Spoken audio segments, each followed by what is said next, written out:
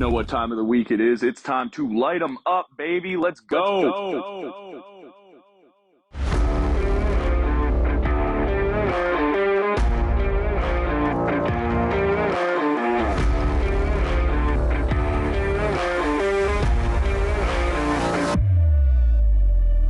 You are tuned in to the Light 'em Up podcast, home of the hottest sports debate show on the internet. Each week, we feature 3D debates on the past, present, and future of sports. And if you don't come correct, you will get lit up. Thanks for listening. Now let's get into the action.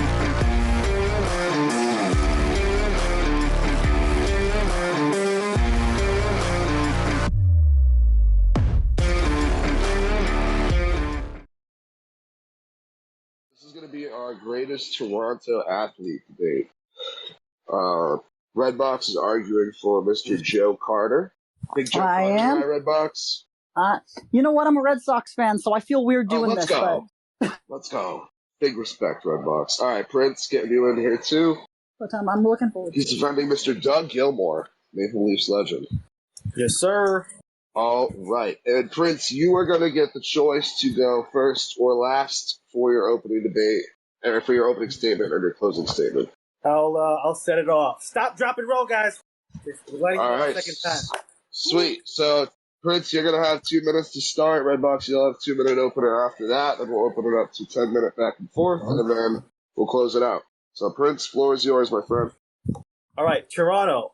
Yes, the great hockey town in Canada, the home of the Hockey Hall of Fame. Carter's home run will always be special to win the World Series in '92. This conversation isn't about the most special moment in Toronto sports. It's about who's the most popular, and that's why I'm going into Doug Gilmore. Carter wasn't the only one with a game winner to win the title. Gilmore scored a game winner to capture the Stanley Cup for the Calgary Flames in '89. He also neutralized Wayne Gretzky while in his prime. While that wasn't with the Leafs, the huge reason why the Leafs acquired him, and one of the largest blockbuster trades in history still talked about today, a 10-player trade. Talk about popularity. He amassed 127 points in a season, still the most ever for a Leafs player, and there have been a lot of great Leafs players that have followed him ever since. He stole the hearts of Toronto fans, as it worked out beautifully. He also won the Selke Trophy as the best defensive forward while scoring 127 points in the season. We'll talk about the famous high-sticking penalty in just about a few minutes. To be linked to Gretzky while being with the Leafs going to the Stanley Cup Final in '93, talk about popularity. Dougie Gilmore, as they call him, physical and had amazing touch. Fans remembered him so much, they make Teach Me How to Dougie videos. Teach me how to Dougie. Teach me how to Dougie. He was a regular in Coach's Corner. For all that know, Don Cherry, the controversial, biggest pro-Toronto, pro-Ontario, plaid-wearing commentator on Saturday Night in Hockey, where the Leafs are always the main event in Toronto. They call him the best player in the world, where he got kissed on the cheek by Gilmore, and you know how Toronto fans love him so much, as he's his favorite player, as they praise him the most, Doug Gilmore. All right. Redbox, you're going to have 2 minutes after your opening statements, then we'll get into it. Floor is yours. All right. I want to start us off with something that all Canadians, we should know this clip very, very well. 2 balls and 2 strikes on it. Here's the pitch on the way. A swing and a belt. Left field. Way back. Blue Jays win it. The Blue Jays are World Series champions. As Joe Carter hits a 3-run home run in the 9th inning, and the Blue Jays have repeated as World Series champions. Touch them all, Joe. You'll never hit a bigger home run in your life. Yes, that is Joe Carter. Now I can't get the stupid thing to stop. Thank you. That is Joe Carter knocking the 3-run home run when the Blue Jays were down 6-5 in the 1993 World Series. That is probably one of the most memorable events in Toronto sports history to date. But Joe Carter was much more than that. When he came into the Blue Jays in 1991, he absolutely lit up the team. He was responsible for the winning run that got Toronto the AL East title in '91. And in 1992, he recorded the final out in their first World Series title. May I add that that was the only World Series, or that was the first World Series title by a Canadian team. We still only have those two. The Expos got close, but they couldn't pull it off. He's also, and this is a very notable stat, one of 2 Blue Jays players to hit 2 home runs in a single inning. Good luck even getting up twice in an inning. That's a feat in itself. But this man hit 2 home runs in a single inning in 93. The only other one to do that, Edwin Encarnacion. He is a 5-time All-Star. 4 of those appearances, actually no, all 5, coming when he was in Toronto. 1996, he got booed by Philadelphia fans, which you know how Philly is, for that 93 winning home run. Joe Carter is a Toronto legend. He's a member of the Canadian Baseball Hall of Fame and the Ontario Sports Hall of Fame, got inducted in back-to-back years, in fact. He has a lot more titles, a lot more success than Doug Gilmore did in Toronto. He was all right, Redbox, I got to cut you off there. It's your 2-minute time. All right, so we're going to go into our 10-minute back and forth here. You guys go ahead, go at each other back and forth. Light them up. All right. Let's talk about December 31st. Let's talk about that big trade. Why did that trade happen again? Because the Leafs needed a good player. They needed a quality top player to lead their team. And he was a great player that led them to the playoffs. They could have went to the Stanley Cup Finals his first full season, and they almost beat the Kings with Wayne Gretzky, who considered him to be one of the best players to play. They said he could have won the championship if it wasn't for that stupid high sticking call that was supposed to be a no call that later got rescinded years later by the refs. And to be tied to Wayne Gretzky, to play for the Leafs, and to almost break free and win the title for once, or get to the Stanley Cup, because they've been freaking cursed for years to even get that far. It's a huge moment in Leafs history. That was a huge time in 93, and Gilmore was the top player in that city. You got the second half right. The first half, I would not say is entirely accurate. He wanted out of Calgary because he wasn't happy with the amount of money he was getting, and he had a big fit about it, too. He threatened legal action right before he got traded. He walked out on his team a day after pulling them to an overtime win, and he won his only title in Calgary. Yeah, it was a non-call and a high sticking call. It was a high sticking call. But you know what? He wanted to go home at the same time. He wanted to go to Toronto. He's a hometown boy. No, he's not. He's from Kingston. Well, Toronto is the hometown for people who were born in Kingston.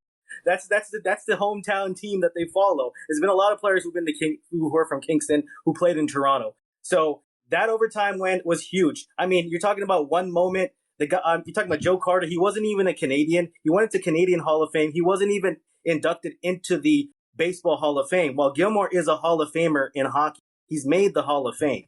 Joe Carter is an American. I mean, I think that makes a huge difference as far as popularity in Toronto. Gilmore is not a Hall of Famer for what he did in Toronto, though. He's a Hall of Famer for what he did in Calgary in '89. Well, I mean, you can't dismiss the fact he amassed his most highest point total, 127. If you look at all the book he came out with, if you look at all his famous memorabilia, all this stuff, when they reference him, it's always as a Toronto Maple Leaf, because that's where he made himself most popular. His biggest moments in his own personal career was when he was with the Leafs. Sure, he won a cup in Calgary, but his personal accolades, his highest personal accolades, was with the Leafs. And sure, Carter ain't Canadian, but he elevated baseball in Canada to a level that I quite frankly, they're only just starting to get back at now. Coming into Toronto was a non-issue for most of the years he was. And then he came in 91, they won the AL East. They probably should have gone further, but whatever. 92, he had an integral part in both the 92 and 93 World Series. I mean, 93 is the one we all talk about, but 92 was the first one to ever end on a bunt that he fielded. I mean, that's to my point that, baseball just hasn't been the same. Even after Carter hit that home run, baseball, they had Batista. They've had some pretty decent teams that they fielded. But if you look at Toronto in the last few years, even the last decade, I'd say there hasn't been too many fans coming to the games, and I'd say that makes a huge difference as far as remembering great players, because baseball is not the biggest ticket item in Toronto and Canada. Toronto is a hockey town. The Leafs are the top team and always will be the top team in Toronto. I wouldn't say that Joe Carter is remembered because of that. The connection to Doug Gilmore is so much more stronger because they remember him as a Leaf, and it's always going to be a Leaf town with all the great teams that they continually have, even in present day. I mean, Toronto is definitely a Leaf town. I think that's what makes this all the more amazing, that what he was able to do in Toronto, how he really put Toronto on the map for baseball. He did it first. Gilmore was just another one in a line of great players that we've had for hockey. He really put Toronto on the map in a sport that we really hadn't been on the map and before. I think that makes what he did all the more remarkable. Joe Carter wasn't even the best player on that team. Olerud was a much better player. He was definitely one of the all-stars in the league outside of Toronto. Even Molitor was a great player. All these guys hit above 300. Henderson was a popular player, even though he didn't play too many games in Toronto. Roberto Alomar is probably one of the most popular and famous players on that baseball team. And I would say, he was a product. Joe Carter was a product, an RBI machine, but he was a product hitting behind all those great players. He wasn't even that good of a defensive player before he got to Toronto, and that's why he had to play in the outfield. He wasn't that great in the outfield either. But sure, he played a lot better in Toronto. But you know what? Gilmore was buzzing in 1993. He made that team very popular. They were both surging in 93. The 93 World Series team, sure, Joe Carter hit that home run, but everybody was following the Leafs and Gilmore because they're about to beat Wayne Gretzky to go to the Stanley Cup final and finally end this damn curse and make it to the Stanley Cup, which is huge in Toronto.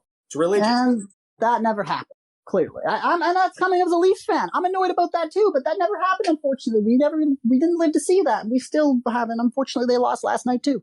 Yeah, we're not gonna talk about that now. Joe Carter didn't even bat 300 though. His career batting average was 253. All right, he hasn't been inducted for a reason. Gilmore took over captaincy in '94 after Wendell Clark, the beloved Wendell Clark in Toronto. He was more popular than Wendell Clark when they even played together on that '93 team, and he's forever remembered. Even with Sundin, all the greats that have come in after him that I personally love, Gilmore is always the most remembered. That heart connection, that popularity connection, that love for him, that Grapes had for him. Don Cherry, the most premier show in Toronto, where the Leafs are the premier team on Saturday night every weekend. Everybody's glued watching to that show. They love Doug Gilmore because of what he meant to that city. He stole the city's heart. I mean, I think we could have a whole other debate on the... Are we done already? No, 3 minutes remaining, I said. Oh, wow. I mean, I think we could have a whole other debate on the merits of Don Cherry's praise these days, but that's another discussion for another day. What was I going to say? Yeah, people don't remember batting average, though. They don't remember stuff like that. I mean, the true fans might, but the general public, they're going to remember the big moments. They're going to remember the run in 92 and the home run in 93. And yes, they'll remember the call that should have been too, but there was nothing to go beyond that. You're talking about just a special moment in Toronto. We're talking about the most popular player in Toronto, which supersedes any just one single moment that happened for a sports city. Toronto, I'll continue to reiterate that the Leafs are the ticket item in Toronto, and he was the huge player on a team that was surging to make it to the Stanley Cup Finals. And he had a great season, still the 127-point season, still the most ever for a Leaf. And like I said, Daryl Sittler, Sundin, all these players have played on that team, still have not ever amassed that amount of points in a team. And he wasn't even supposed to be that great of a player when he first came out. And look what he accomplished. No, he really was. I mean, a lot of that had to do with his size, but I think in a world where Toronto, we only make it on to the world's news feeds, or we used to in hockey, and we don't even really there anymore. There's American networks like to shun us for no reason. They didn't put the Leafs on ESPN once this playoffs, which they should have. But anyway, I think when we make it in another sport, that really stands with Toronto sports fans. When we make it in basketball, look at when the Raptors won it a few years back. The streets were just full of people. There was a parade. The ACC, well, no one remembers. No one calls it what it is now. The ACC, we're going to call it, was absolutely sold out for those games. When Carter did that in 93, that just launched baseball in Canada all new level, while Gilmore was just another one of a line of great hockey players in Toronto. Sure, he was great, but there's something unique about what Carter did for the city. But Gilmore stood out. I mean, Carter had a great moment, sure, but I mean, how many people, like I said, baseball is just not that as relevant. Maybe this season, maybe in 2006 when Batista was on fire, but they just haven't been having that many people come to the games. And I think the fans over the years, they have always stuck with the Leafs. And Gilmore, his number's been retired. He's always been remembered in the hearts of Toronto fans. They just always remember Doug Gilmore. He had that beautiful nose as well, and people loved him because what he brought to the table, the underdog story. And he made that team popular, especially with Felix Potvin and the players they had on that team. I mean, that 93 team is always going to be remembered, and he's always going to be one of the best players. He made the Hall of Fame. Like I said, Joe Carter, he wasn't even that great of a player. He hit behind some really top-notch players on that team. Sure, he was a good RBI hitter, but that's really all he had to his name, and a couple big hits, to put under his name. That's why he hasn't made the Hall of Fame. Yeah, and I think the today's game committee is eventually going to put him in there. I don't know why he isn't in there. He should be. He was the reason 2 World Series championships happened. But all right, y'all, we're going to go to closing arguments here. Redbox, you went second to start off, so you're going to go first here. You got 2 minutes for your closing, and then Prince, same deal for you. You're going to have 2 minutes as well. Go ahead. All right, so Joe Carter, Toronto Blue Jays legend. Want to talk about retired numbers? They've also retired his number. He was the one who led the Jays to that 93 title. He was the one who has that notable, of course, touch 'em all Joe call that so many Canadians, more than just Torontonians, remember. He's got awards to his name like you wouldn't believe, a 5-time All-Star champion, or a 5-time All-Star game appearances, 91, 92, 93, 94, and 96. He's a 2-time Silver Slugger in 91 and 92, and he's on the Blue Jays level of excellence. Yes, Gilmore was great. Yes, he had great personal achievements in Toronto, but he won the title in 89 with Calgary, and his departure from Calgary and him coming to Toronto was marked by threats of legal action and a contract dispute that, I don't know. When people get going on about how they want more money, I can't sympathize. I'm sorry. Carter put baseball on the map in this country. It's only starting to get back to where it was then. Now, Joe Carter is the greatest Toronto athlete. All right. Prince, you're going to have 2 minutes here for your closing statements, and then we'll get to voting. Redbox, thank you. All right, sure. Sounds good. All right. The truth is, the Blue Jays just haven't been able to get that many fans to the stadium the past few years. And the drop in viewership has most definitely resulted in the break in connection to Joe Carter. It's not his fault. While there hasn't been a lapse in emotional love towards Doug Gilmore. Now, before I go into more about Doug Gilmore, my sincere apologies to Lily Shue and Jonathan Ball, our premier baseball casters on Colorcast. Baseball is a beautiful sport, but the heartbeat of Toronto itself is with the Leafs. The Blue Jays are going to be huge this season, and certainly have some stellar seasons in the past couple of years. The Leafs have always been the main event in Toronto, especially with great players they have had since Gilmore's retired in early 2000s and to present day. I'm always seeing Toronto fans posting photos of Gilmore in sporting groups with a smile and that beautiful nose that he has. He was selected on the star-studded 1987 Canada Cup team. I don't think that matters. He's in Canada, and Canada religious hockey. He played with Gretzky, Lemieux, Messier, Bourque. You may have heard of him. I don't know about you, but that kind of makes Gilmore seem like a superstar hanging out with that kind of. Gilmore is a hometown boy. Let's not forget that. Joe Carter was born in the States, to reiterate again. He came out with a book recently because he's one of the greatest Leafs of all time. Even winning a Stanley Cup in Calgary, as he's known as a Leaf. His website and book represent the Leafs. Joe Carter just hasn't had a prolific enough career to have a book for himself, even with that big dinger he hit to win the 1992 Olympics. And let's not forget, as a final note, Gilmore wasn't even supposed to be such a prolific player. The Blues picked him in the 7th round and didn't think he was even going to play. But he became a Hall of Famer. He amassed almost 1,400 points in 1,400 games for 10 years. That's a point per game. I concede my time. All right. Good job, guys. Appreciate it. I know you guys have been trying to get this debate up for a while now. Representing Canada. Yo, I had fun. Redbox, mad love. Mad love to everyone. I had a good time. All right, I've just put the same. link That in was the chat, putting the results down there too. We'll have to have you guys back on. I love Joe Carter, man. So this is hard for me too. Go ahead, you can vote now. One more vote would be majority for Prince. Suspense is killing me. Respects, Redbox. That's fun, man. It's currently 7-1. One more would do it. If not, I'm going to wrap it up in a second. All right, I'm going to call it there. All right, Prince, you won your first Light 'em Up debate. Congratulations, my friend. Awesome, man. Thanks for having me on, man. Absolutely. We'll have to do it again sometime. Yes, sir. Redbox, valiant effort, my friend. Yeah. Oh well. Great job, Redbox. It was a tough challenge picking someone who wasn't a hockey player.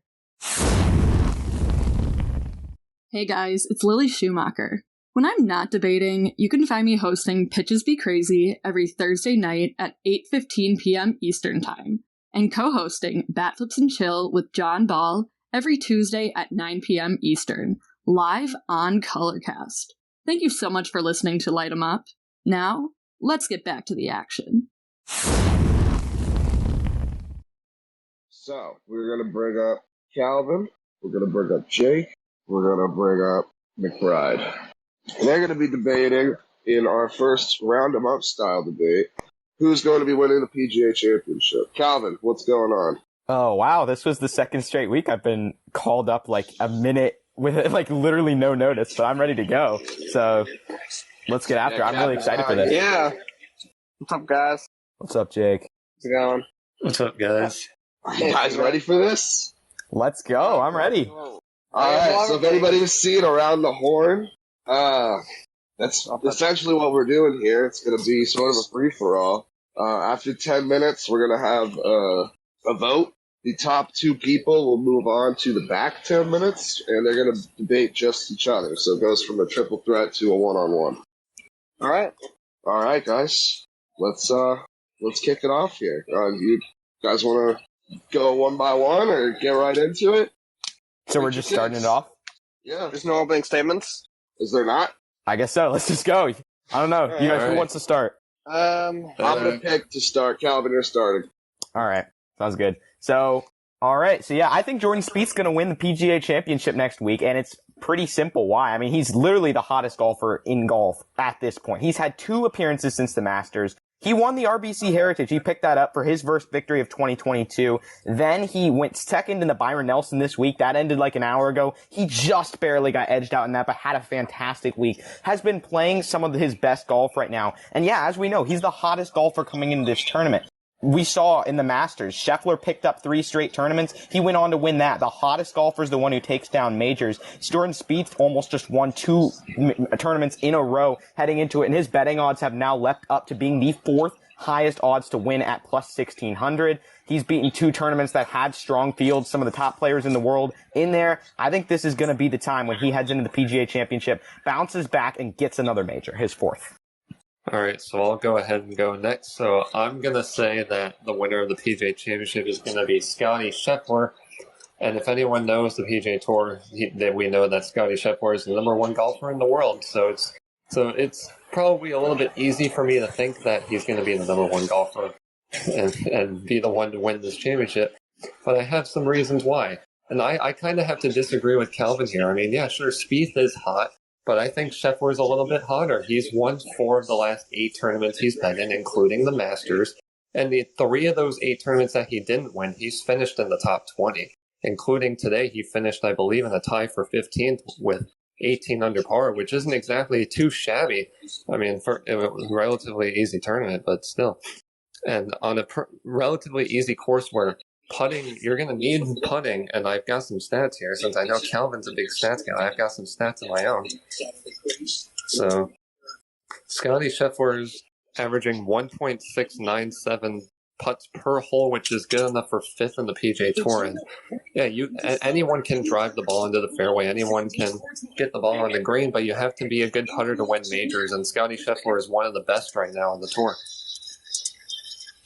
All right, that brings me. I'm going with Cameron Smith. I've really fallen in love with this guy this year. He's become one of my favorite guys on tour. I just love his game. I love it. I love the way he plays. He's one of my favorite guys on the tour. When you talk about hot golfers, he's got to be one of the hottest golfers in the world right now. He's ranked 3rd in the FedEx. He's ranked 4th in the world. He's already got 2 tournament wins this year. He won the Players' Championship, which is one of the biggest tournaments of the year. Some consider it the 5th major because of how big of a tournament. He's finished in the top 10 4 times, finished in the top 5 3 times. He finished tied for 3rd in the Masters. If he didn't hit that shot in the water, kind of down the stretch, I believe it was on the 14th hole, I think he would have won the Masters. And then he kind of got a little frustrated and showed his age a little bit because he is very young. But if he had hit that shot in the water, I think he would have had a real shot to win the Masters. He's made the cut 8 out of 10 times that he's played this year. He's having a breakout year. You know, he looks very confident. He looks very hungry. He's just very, very composed out there. And like I said, like he went to the back down of the Masters 4 back, maybe 1 hole away from, easily finishing in 2nd. He ended up finishing tied for 3rd. He's viewed as a future superstar, a guy who's probably looks like he's going to win a bunch of majors. Looks like a future Masters winner. He's one of the hottest golfers in the world. Golf, the #1 golfer doesn't always win, does sometimes, but it's not like, like the NBA, or MLB, where the better team, whenever they two teams play, whoever's the better team, who's going to win or win the best of 3 in MLB. There's times, I look on my phone, someone saw one in this tournament, I'm like, who the hell is this guy?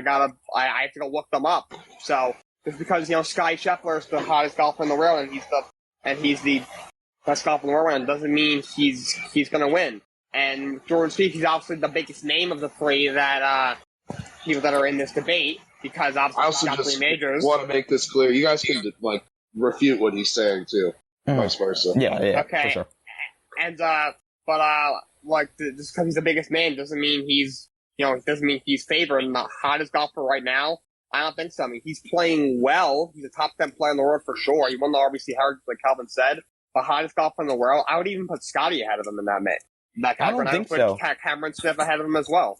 I mean, I agree with you that Scheffler's not red hot at this point, but what he rode was a 3-victory stretch heading into the Masters. He was doing playing some fantastic golf. Now he's kind of taken it off. He hasn't played since the Masters except in the Byron Nelson when he finished tied for 15th. I don't know if we can expect him to carry this momentum in and win another major. For someone who's only played in one tournament between these two, are we really expecting him to take down a second straight major? I don't think so. So I agree that Scottie Scheffler's not red hot right now. I just don't think it can be Cameron Smith either, because he's only appeared once. He literally hasn't even played in an entire month. He missed the cut at the RBC. He has not seen a golf course since. He skipped out on the Byron Nelson, hasn't played in a month. I don't know how we can expect him to ride in any sort of hot streak. Let's not forget that at the Masters, he was really inconsistent throughout the weekend. He couldn't put things together because when he came down to Sunday, he just didn't have it. He dumped an iron into the creek at 12 to take himself out of contention. He was inconsistent throughout the week. He's not good with long irons, and he drives subpar. He has consistently subpar drives. And then we know Southern Hills, they have a lot of hazards on the par 3s, water surrounding the greens, bunkers, and they've redesigned their course to be able to stop funneling these balls to the center, to where if these go off to the left or right side of the green, you're going to be in big trouble. So Smith's going to have to tighten that up, and I just don't have confidence that he can do that. I think Smith is one of those guys where I think he's definitely good enough to win, the smaller tournaments. I know there was a tournament last year where I think he went 30-something under par and won.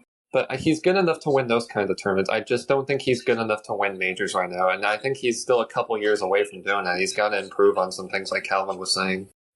Well, he was 4 back when he hit that shot in the water. And if he birdies that hole, if he ends up being 3 back on the 13th, it could have been different. And you say he's going to small tournaments.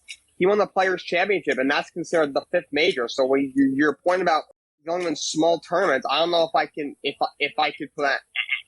put any weight behind it, just because that's a big tournament. And he hasn't played since RBC. Well, he probably figured, all right, things didn't go right. Obviously, the back end of the Masters didn't go well. RBC, the first round did not go well. Probably figured, let's take a break. Let's prepare so I'm putting myself in the best shot to win at the, you try the Brian Nelson and then eventually at the PGA. So I think him taking the time off, I don't really think that's a negative. I don't really think he should be knocked for that. I just think Cameron Smith's playing like a golfer who thinks he's coming in confident to win, but he shouldn't be, because of the fact that, again, in that only event, he missed the cut. Now he's taking time off, but he's clearly not where he's supposed to be at the game. He seemed shaken after that Masters. I mean, he wasn't even able to make the cut in the very next tournament. At number 12, he came up. That's the hole that'll make or break so many Masters throughout history, and he dumped it in the creek, like I said, and he consistently loses strokes off the tee on Southern Hills. That's another long course, about 7,500 yards.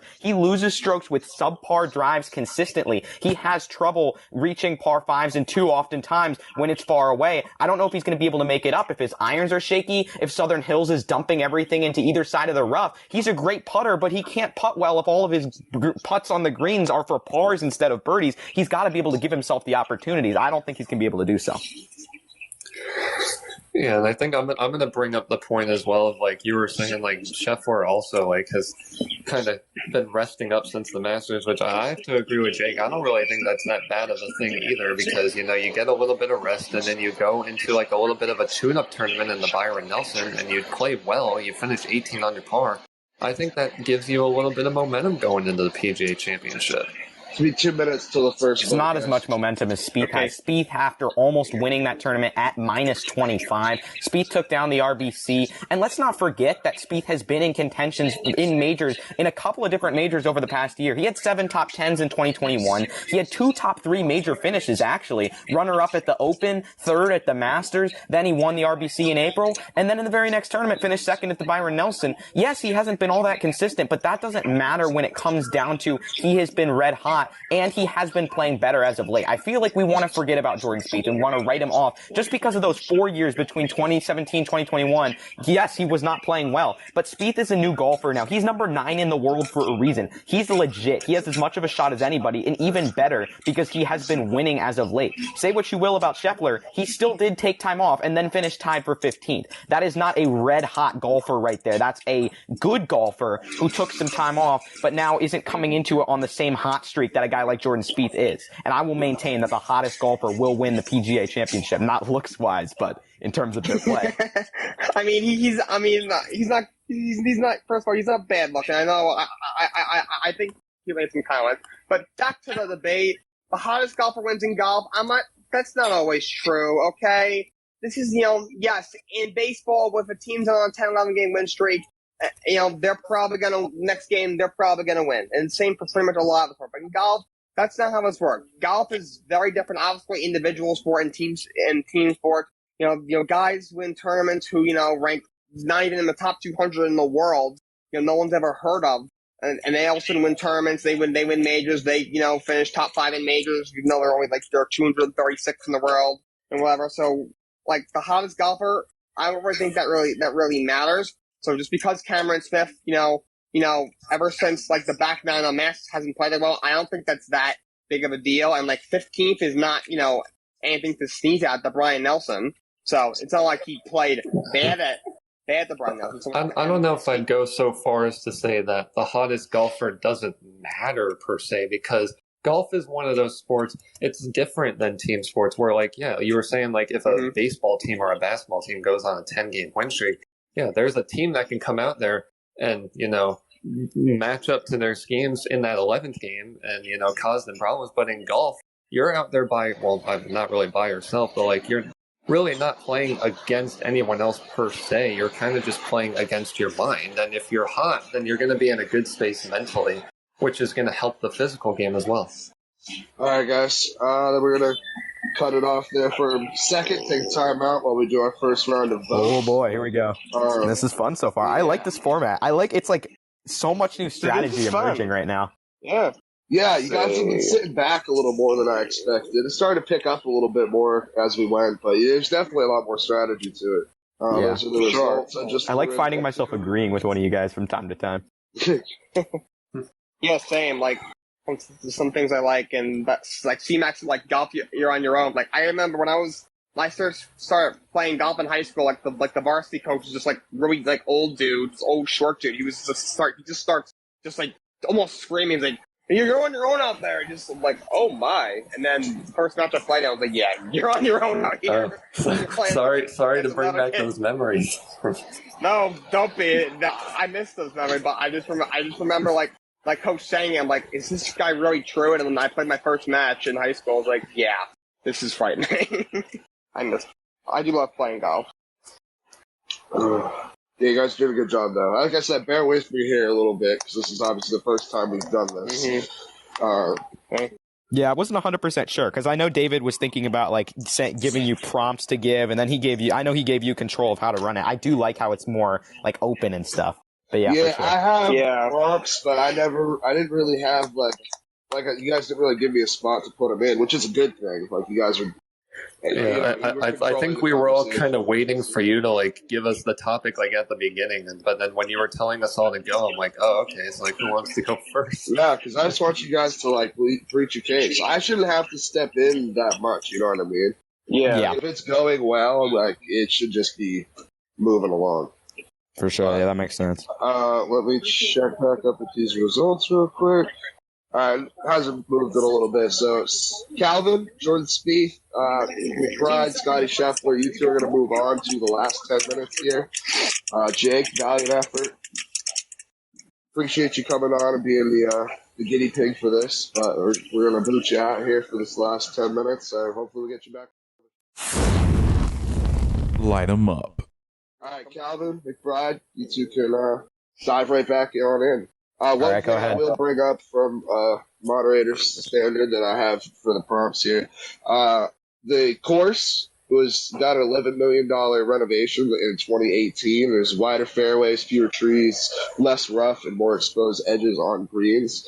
How do you think that will affect the field of play, and does it give any benefits to your selection? Well, I was thinking, when I had researched that, I did see this part about the exposed greens. I realized that does definitely hurt the case for Cameron Smith. I feel like now of course he's gone. I do feel like in general though, it's probably like relatively even. We know both of these guys are very well-rounded golfers, Jordan Spieth and Scottie Scheffler, when they are on their game.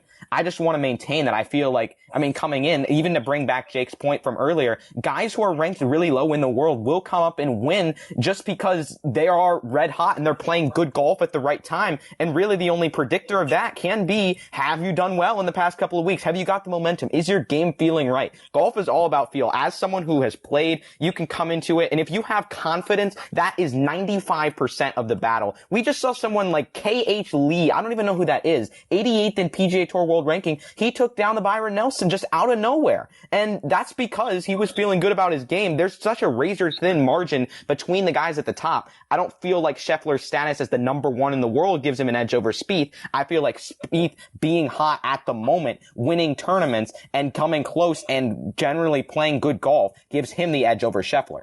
Yeah, so K.H. Lee, I heard he actually is a back-to-back winner of the Byron Nelson now, so I guess whatever course they play on, he really likes playing on it. But so back to my point. So yeah, so if Scheffler is able to just hit those fairways and get on the green, like greens in regulation, I've got that stat here as well. He's one of the best in greens in regulation. He's number 4 in the PGA Tour in greens in regulation. So if there's really wide fairways out there and he's able to hit them pretty easily and get on the green, he's gonna be hitting a lot of those greens. And then back to my putting, he's one of the best out there when it comes to putting. So, and then.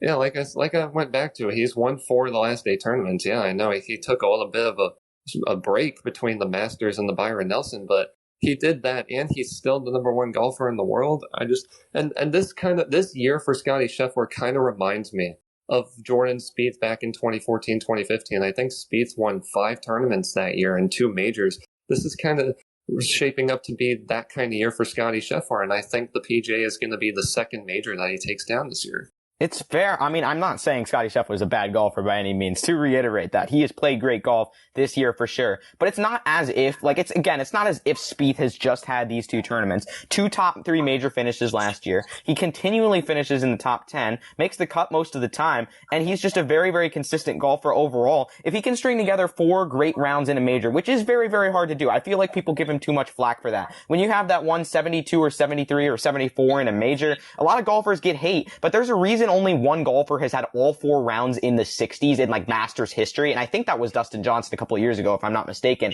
But the fact is, when these courses are tough, it's hard to string together 4 great rounds, but Spieth has shown the ability to go low. He just went minus 25 at the Byron Nelson. Of course he can go low. Then minus 8 at the RBC Heritage was a 2-shot victory for him as well. But overall, he's got the momentum heading into it. I just don't see how Scheffler's going to maintain this, even when we've seen top players in the world have their breakthrough as of recent, like Jon Rahm and Dustin Johnson. They don't usually follow it up with another major right away. Bryson DeChambeau, another example. Colin Morikawa. It's hard to do, and a lot of times these guys tend to rest on their laurels a little bit. They'll take some time off, try to say they're content with their game, which they are, but when you're content with your game, you're not a red-hot golfer. Scheffler will probably make the cut and probably finish top 20, but he is not red-hot at the moment. Spieth is riding a wave to where he's locked into the point where he will be able to have that next level that Scheffler does not. We'll see. This is my worry with Jordan Spieth too. He is getting hot, which means that there's got to be a downfall at some point. Like Jordan Spieth had a really good 2014, 2015, and then what happened for the next few years? He had a really bad stretch of years, and I think the pressure kind of got to him. I'm just starting to think that now that Jordan Spieth is getting hot, people are going to be expecting him to come out here and do well in the PGA Championship, and I'm just worried that pressure might get to him. I would have agreed with you on that statement in 2020 when he wasn't winning anything, but he has taken down 2 tournaments since. And you mentioned those majors. We can't forget that he won 3 in a short stretch. I mean, yeah, it's that, and again, I feel like that tends to be the exception. I mean, Jordan Spieth was kind of lighting the world on fire there for a while. But the point, I mean, he was winning. He has done it before. He knows what to do on Sunday. He hasn't forgotten. Sure, it's all about the confidence and the mental makeup, but the way you hear him in his interviews, how happy he was, of course, after winning in his home state in Texas, it felt like a breakthrough. And since then, he has been playing better than he has in previous years. He's not the same old Jordan Spieth from 2018 who couldn't get over the hump, who choked in tournaments and who missed the cut regularly. He finishes highly in tournaments. He's been hanging around. He was almost there in the Masters and in the Open last year, and now he's got another tournament win and almost won the Byron Nelson, who I was really rooting for him throughout the day. He almost pulled it out. He has been playing some great golf as of late. Sorry, Calvin. It's okay. No, go ahead. Just 5 minutes. Okay, nice. Go ahead, C-Mac. I was done. Oh, we're still going? Yes. Yeah, I guess so. Okay. I mean, honestly, I don't really have too much to add that hasn't already been said. I think we kind of have to agree to disagree about like who's hot and who's not, or who's hotter than the other. Like, yeah, Spieth has had a couple good weeks, but Scheffler has had a couple good months. Well, let me ask you how Scheffler rode his momentum into the Masters himself. He rode it on the back of those tournaments, and all the models were projecting, or the Sportsline model or whatever, which I don't actually have access to because, like, it's premium subscribers. I wanted to see if they liked Jordan Spieth, but I could not. But the point is, I mean, that model, after he won 3 straight tournaments, they're like, oh, he's coming into it red hot. He's going to go get this victory. And he really just held on to his lead throughout the week. Like, he was dominant. And, I mean, he was on a stretch that's kind of even unprecedented for even the very best golfers of winning those. He hadn't won a tournament, though, prior to winning those 3. Suddenly he heated up. Things clicked. But, I mean, you talk about a fall-off. I mean, Scotty Scheffler's due for one much more than Jordan Spieth because, I mean, this has been going on for a while. Now, again, he's content with his game. He's coming in there ready to go, not spending too much time on the range because he knows he can hit the ball well, and I'm sure he will. But you have to make clutch putts, clutch shots from end to end, wire to wire. That chip in on 3 that Scheffler made when he was just 1 stroke ahead of Cameron Smith, and then that really sealed the Masters for him the rest of the way. Those are clutch shots. You're not going to get those if you're not on a big hot streak.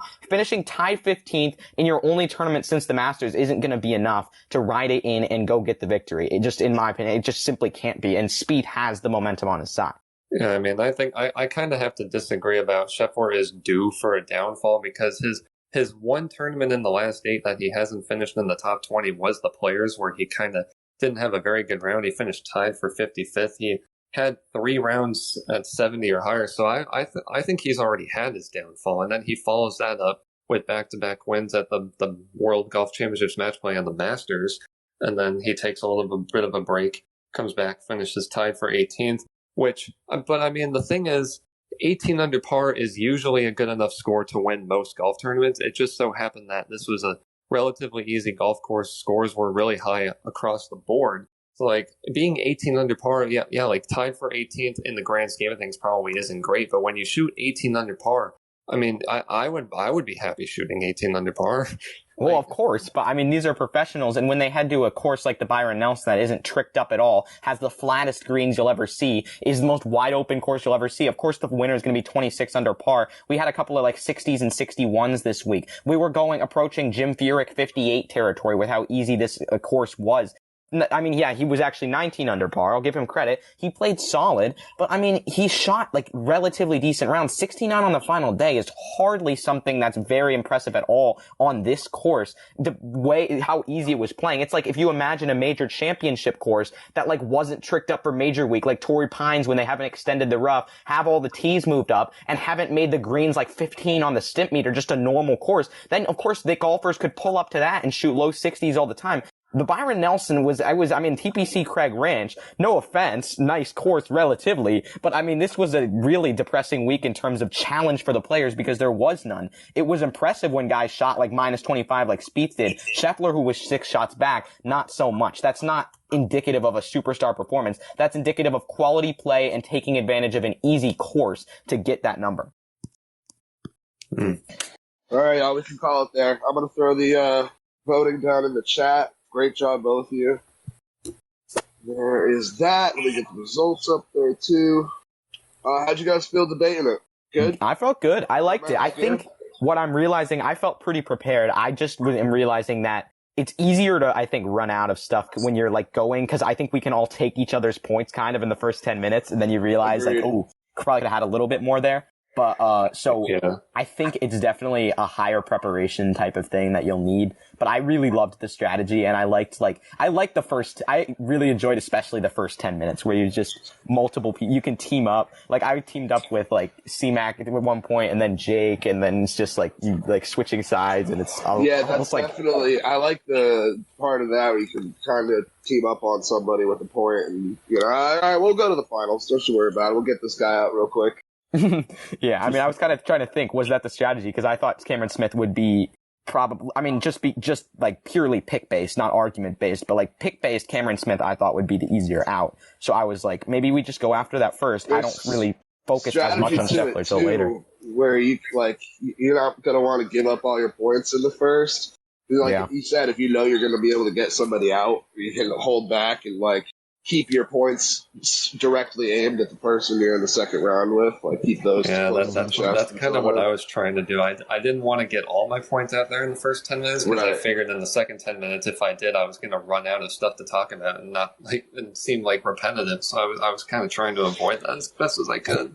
Yeah. Also, David, are we going to see the first debate needing to use those tiebreaker rules? Yeah, that'd be crazy. I don't know, David, if we're doing this, but does Jake get to decide who wins if it's a tie? Ooh. It is 5-5 right now. Another thing I should mention is the records for Round 'em Up and Light 'em Up are going to be different. Round 'em Up is going to be point-based. So essentially, if you make it into that second half, you're going to be getting points. So the winner gets 3 and second place gets 1, I believe. Oh boy, it's tied up again. Oh, Jake can decide who wins. Oh no. Here we go. So, I'm assuming everyone else has voted at this point? Well, we got 13 in here, 12 votes. It is there. All right. Jake, call it, Jake. It's up to you. I'm going to pause. Oh boy. I'm just like, I'm patiently waiting in the chat. Like, oh my gosh. Oh, come on, not the Don. Oh, come on, Jake. All right, congrats, C-Mac. That was a fun debate. Wow. Yeah, I definitely want to do some more Round 'em Up soon. But yeah, that was a good one. So congrats. That was awesome. Good job, guys. Congratulations, C-Mac. Well done. Was this your first Light 'em? No, you had a Light 'em Up. Yeah, my second. Right. Well done. Yeah, thank you. Appreciate you being the guinea pigs, and we'll definitely get you guys back on for more of this. Awesome. Yeah, great debate, so Calvin and Jake. Much fun being a part of this first ever Round 'em Up. Yeah, and shout out to David for the great idea. Hey guys, James Fleming here, host of the Pigpen Thursdays at 9 Eastern Time, where we talk mostly lists. We compare a lot of top 10s. Also host the Gamble and Ramble Show Sundays before football every week. Stay tuned for more Light 'em Up. We're going to get our last set of debaters up here. Blake, Cap being summoned. The finale of the movie debates. We got the Sandlot. Blake obviously defending the Sandlot for the third time now. And Cap will be defending Rocky 2. Sending out invites now. And the movie debates were also shortened for every other time we've done them. But for the finale, it's going to be the regular length. So 2 minutes, 10 minutes, 2 minutes. Blake, how are we? Cap, how are we? Round 2 today. I'm doing good, man. Doing good. Yes, sir. I'm fired up. I'm ready to get into this. Woo! Get it. All right, Blake, you are Light 'em Up crew, so you get to choose to receive or defer. I'll receive. I'll start us off. All right, 2 minutes on the clock for you. Captain, 2 minutes after for you. Got you. All right, let's get into it. Rocky 2 should have been called Rocky's Journey Through Unemployment. Like it was a 2-hour movie for no reason. The first hour was him deciding he wasn't going to box, and then it was just him going to fail at commercials. We found out this grown man cannot read. Like, I know that he dropped out of high school, like he left in 9th grade. He should still be able to read. I don't know what this dude's deal is. Then he went to the meat shop and couldn't get work there. All of it leading back to decide that he has to box. It just felt unnecessary. Why not just have the movie be about the boxing match? Another problem that I had with Rocky 2 was that Rocky 1 ended with Apollo Creed and Rocky hugging and saying, all right, no rematch, you did good. And they even recapped that to start off Rocky 2. And then the very next scene, with no explanation, Apollo Creed comes out, starts calling Rocky a chump, saying he's lucky and that he wants a rematch. Just doesn't make any sense. I wanted to enjoy the Rocky movies because of how famous they are, and the fighting scene was entertaining, but it shouldn't have been a 2-hour movie. And the whole first-hour movie was just depressing. It was just sad, not enjoyable. Going back to The Sandlot, though, The Sandlot is inspiring and has some of the most profound quotes and funny quotes in all of cinema. Sandlot has a much deeper cultural impact as well. Everyone knows the saying, heroes get remembered, but legends never die. But not a lot of people remember that came from The Sandlot. That was Babe Ruth in that movie. So very important quote that it's still used so much that it's become a cliche. And that's what Sandlot has done. It set a standard. It set a formula. It showed a successful formula about how to make a good sports movie. Sandlot also had a lot of really important lessons about it, about friendship. Where'd the quote go? About friendship and building these bonds and how important the team bond is. One of the quotes at the end of the movie was Smalls talking about how even after players moved away from the Sandlot, they wouldn't replace it because it just wouldn't be the same. They'd play with less players to show how tight that friendship is, and that's really special. That's something I think a lot of people can relate to. Rocky 2 didn't really have much going for it. I wanted to see a movie about him boxing. I wanted to see a movie about him training and like getting ready for the fight, but it just wasn't that. He was really depressed the whole time, moping around, getting called a bum by his manager. It didn't really make sense. Another grievance with Rocky. Rocky never put his damn hands up. Not once. He took shot after shot after shot, just held down at his waist. Not realistic. Rocky wouldn't have won that fight, and I guess that's my time. All right, Cap, 2 minutes on the clock for you, and then we'll go back and forth here. Cap, this man's caught up playing Madden. No, I'm not playing Madden. All right, I'm ready. All right, we have two movies here that tell two very distinct stories about. Wait, wrong one. I'm sorry. Wrong one. God damn. Your time is running, Cap. All right.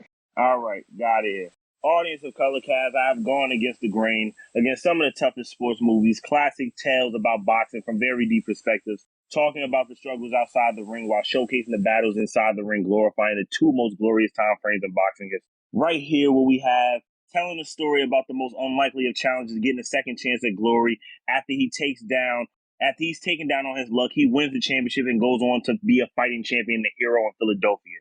And it's going up against the children who couldn't play the sport at hand because they lost the ball in the other yard. You're killing me, Smalls. The Sandlot may be more memorable. It may be more quotable, but it isn't a sports movie. It's a cool movie that references baseball because these kids love the game and they aspire to be baseball players, but they aren't baseball players. Rocky is an actual athlete. He fights for money. He trains to be a fighter. The only reason why we love the Sandlot is because we all were there on the Sandlot or on the basketball court, and we tried to get there. We dream, but what keeps our dreams going is the athletes we see on TV giving us hope.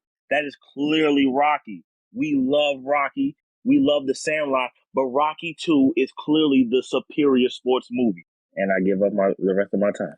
All right, perfect. Blake, Cap, you got 10 minutes. Last time for the movie debates. Light them up. There wasn't any boxing in the first hour of the movie. Why was it a 2-hour movie? It was just because you have to explain. How is that a sports because you have to explain the other side of boxing. Rocky 1 is focused on the boxing, and yes, I do understand this movie does not have as much boxing as the other variations of the Rocky films, but this one builds the character of Rocky. It builds that support, and that's where you really see Rocky become the darling that we grow up to love. You see him training, learning how to become an unorthodox fighter, and you see him getting ready to go up against the one fight that he felt like he fought perfectly, but he was not able to win. And the reason why Apollo probably went up against Rocky again, he felt the need that he needed to beat Rocky. He felt the need to avenge himself and actually prove that he is the world champion. That's not even what happened. Apollo Creed, like, they agreed on it. Then he got a bunch of hate mail. One letter actually made me laugh. One letter said, "You didn't beat Rocky, kill yourself," and it pissed him off. But everyone in his team said, "Don't fight." Like, that's not really how it went down. But I understand that. But it also has to do with the mental state. When those fans got into Apollo's head, he knew he had no choice but to go up against Rocky. And Rocky, looking to actually leave the sport of boxing, life told him that you are a boxer. That's why he couldn't get the job as reading the dummy cards. He couldn't get the job in the meat locker because he is only supposed to be a boxer. We love the characters of the Sandlot, but outside of Smalls, Benny, Ham, and maybe Squint, the rest of these characters are one-dimensional, and we don't really care about them too much. And the only reason why they're there is because a baseball team needs 9 players. Well, they're background characters for sure. Not every single character in every movie is going to have a super important part. But I mean, Benny the Jet was a very engaging character. You're someone that you could cheer for. Smalls was another character that was really. Sorry, man, I'm tripping up here. I don't know how you can say it's not really about baseball when the whole movie is them trying to get the ball back. A lot of they have some really good sports sequences, like when they go up against the Little League team. They have the 4th of July scene. I'll agree that some characters are there just for the background because you have to have that 9. But Rocky's kind of a similar way. Rocky doesn't even have that much depth to his character. He's just kind of a bumbling idiot. But that's the beauty of the franchise. The franchise, that's kind of the cheat code about it too, because the franchise, he does build his character over time. And if we're going off the sample size in Rocky 2, yes, you do make a good point. You don't really have a whole lot of character arc because they do focus mostly on the love story between him and Adrian, because that is what brung everybody into the first movie, was that love. So they wanted to build on that, showing their life after they get married, after they have children. And now you see what the 2 things Rocky really loves: his family and boxing. Mickey shows him how to become a real champion. Beforehand, they just went out there and winged it because they knew that this didn't matter. Even if you lost, it doesn't matter. You went up against the world champion. This time, he has a chance to actually beat him. So they go into training for real to teach him how to be a right-handed fighter, to throw Apollo off. And that's exactly what ends up happening. I didn't throw him off. He got his ass beat for like 15 rounds. The whole time they're saying all Apollo has to do is stay away from Rocky. The switch to orthodox boxing didn't help him. It was the switch back to lefty that got him the knockout at the end. But this is how I feel. What we have at hand is just a movie about children that like the sport and they play. They don't have school because it's the summertime, so of course they're going to have nothing else to do.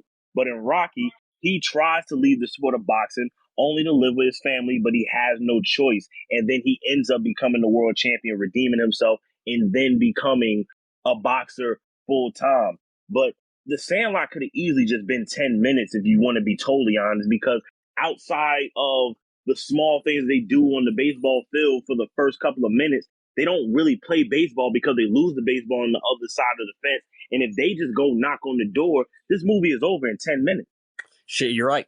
But if Rocky didn't have to have an hour long, we had to watch an hour of Rocky just trying to find jobs. You can't say that was entertaining.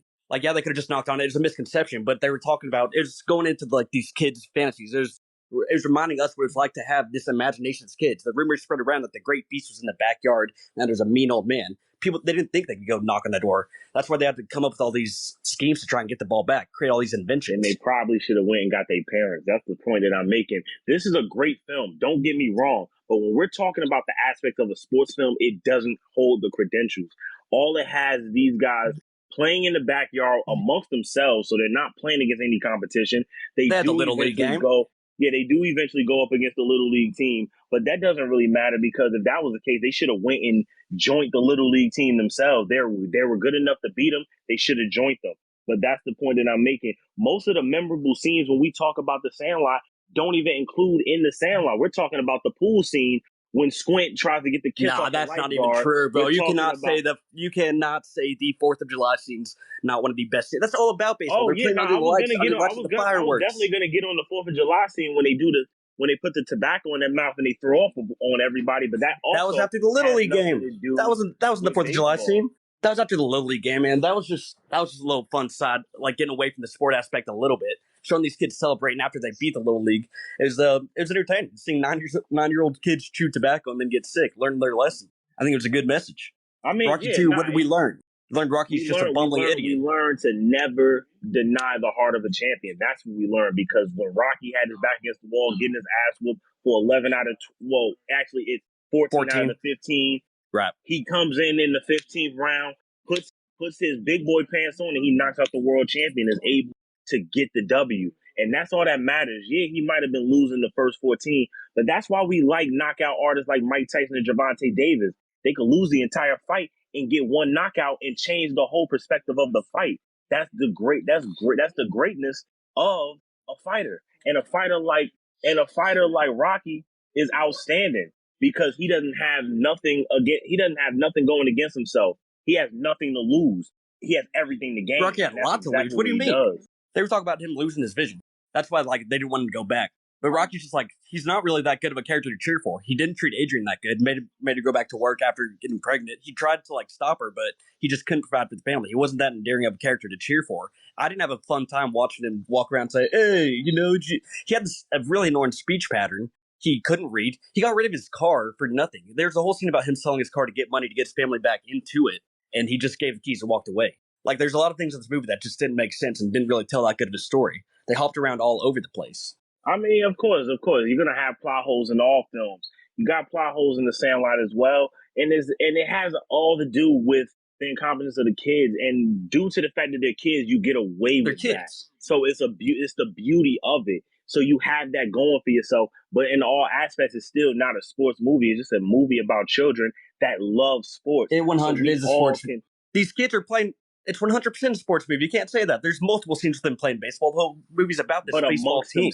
They have scenes where they go away. One team. How could you really call it a sports movie? They're just playing against themselves. So that means if I write a movie about me playing 21 with just me and my brother, is that really a sports movie, or is that just a movie about me playing 21 with my brother? That's not really a real sports movie. A real sports movie consists of the actual sport being played. They only play that sport for 30 minutes out of the entire duration of the film. There's 15 minutes of boxing in Rocky 2. What do you mean? Out of the 2-hour movie, there's only 15 minutes right at the end. We have to wait all the way till the end. The rest of it was just filler. But he also has to train too. But we are here for the boxing. The main event is what we're here for. We all know that we came here for one main event. But in the baseball movie, they don't really have a ending where they're not going for anything. There's not really nothing to win here. Of course, they end up getting the ball. Of course, they end up getting to play again. But they don't really.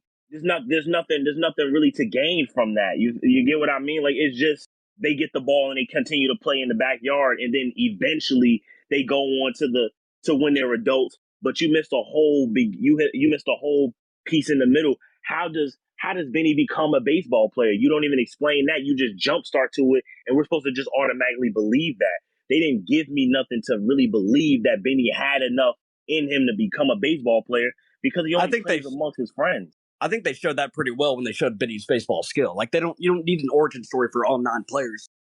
You just got to see these really skilled. You got to see a bunch of friends playing to try and get one friend better. They're trying to push Benny to be his best. And we saw a lot of cool things to that. We saw Benny tell Smalls to hold his glove up, and he did it directly into it. That's another cool baseball scene.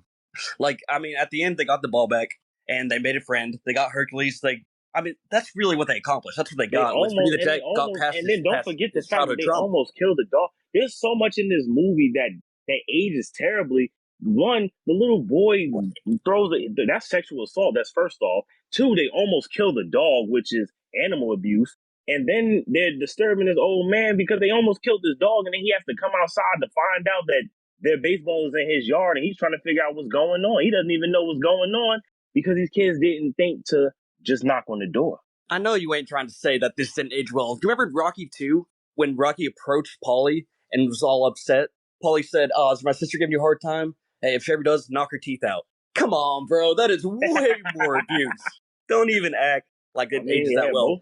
Rocky didn't have anything that offensive beyond that.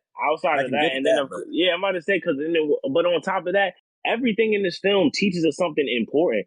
Rocky not knowing how to read and actually teaching himself how to read over time and learning to be a little bit more self-aware, it just shows you something that everybody deals with. It's just something that makes him more relatable. When he's running and he has the crowd behind him, that's also more relatable because he's like a fan favorite. He's the heart of Philadelphia. Except for when Philadelphia turned on and immediately when Apollo Creed put out that that slander ad. All right, everyone started clowning again. How's that a hometown hero? No one had his back. We're going to go to closing debates or closing statements here. Go back and forth. Blake, you started off, so you're going to get to close. Cap, you're up. 2 minutes. No doubt. All right. So, in conclusion, the reason I made it this far is due to a little bit of luck, but with the strong argument of this movie knowing it's inferior to the competition when it comes to what is the best sports movie. If this was the best movie contest, I probably wouldn't even be here. But we're talking about the best sports movie. And The Sandlot is more of a summer vacation flick, a movie about the new kid on the block trying to make friends in his neighborhood. It is a great film that teaches you about friendship and how to be courageous. But baseball is the backdrop. Their baseball experience spends half of the movie. The baseball spends half of the movie in the other yard. The dog ends up eating the baseball. They end up retrieving it at the end of the movie. This movie could have been 20 minutes if they would have just went next door and knocked on the man's door. Rocky 1 brought the sports movie genre to critical acclaim, but Rocky 2 took it to superstardom. Just like Mickey does to Rocky in the movie, Sylvester Stallone trains every other director how to make $1 billion off of a sports franchise, and he made Rocky such a household name, some people believe he was a real boxer. Smalls is the main character in The Sandlot and can't play a lick of baseball. If that baseball doesn't have Babe Ruth's name on it, nobody cares about getting the baseball and nobody cares about Smalls. Rocky could have lost to Apollo in his rematch and he still would have been the man. He still would have become a superstar. Best believe it. Community of Color Cast, Rocky 2 is the best sports movie of all time, and I rest my case. All right. So, like I said, Rocky 2 was 2 hours long for no reason at all. It was 1 hour of him there's an hour and a half of him job searching. You're talking about there not being sports in Sandlot, and there's a lot of really cool sports scenes. Smalls was a very engaging character because we saw him being the new kid on the block. We saw him a new kid in a new environment trying to make friends and having a hard time doing it. He gets bullied a little bit, but we cheer for him. He gets better at the game. He gets accepted by the group. And then we get to see a really cool ending with him retrieving the ball.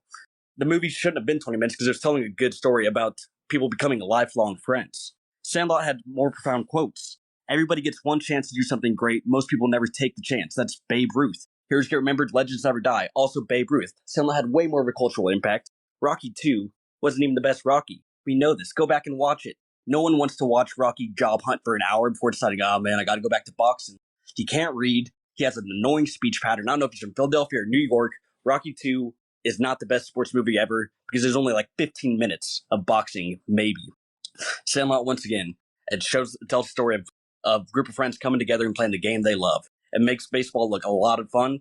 It shows the romantic side of baseball. It shows the competitive side of baseball. Sandlot is the premier baseball movie and the premier sports movie.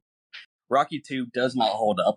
It is not entertaining. Unless you want to watch someone not know how to read and look for a job for an hour, I'd say skip it. Sandlot is the best sports movie, and I'll concede the rest of my time. All right. Well done, guys. Wrapping up this movie tournament. It's been a fun one. Blake, congratulations. By way of 7-3, you are the winner of the sports movie tournament. Thank you, man. Thank you for everyone who voted, tuned in throughout this whole thing. Thank you, Cap, and everyone who debated. This was so much fun, and it's an honor.